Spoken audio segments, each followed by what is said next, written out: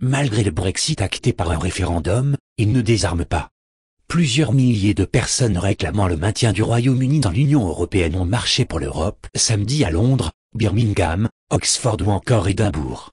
À Londres, environ 2000 manifestants partis en fin de matinée de Hyde Park ont rejoint dans l'après-midi les abords du Parlement de Westminster, brandissant de nombreux drapeaux européens et scandant des slogans tels que Stop le Brexit ou Nous avons besoin de l'UE.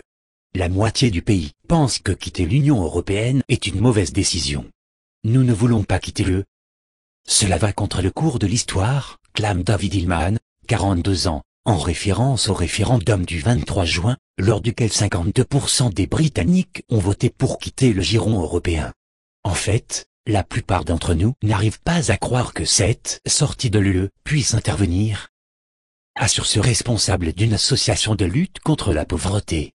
Parmi les manifestants se trouvait l'acteur et humoriste transgenre Eddie Izzard, qui, lors de la campagne référendaire, était intervenu auprès des étudiants pour les convaincre de voter contre une sortie de l'UE. Nous continuons à nous battre, a-t-il déclaré. La première ministre conservatrice Theresa May a dit que Brexit signifie Brexit. Mais ça veut dire quoi le Brexit? Elle n'en sait rien.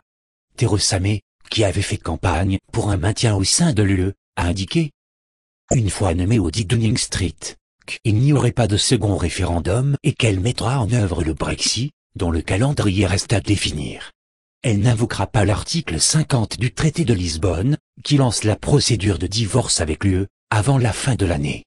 Lorsque ce sera fait, le Royaume-Uni aura 2 ans pour négocier les modalités de son départ.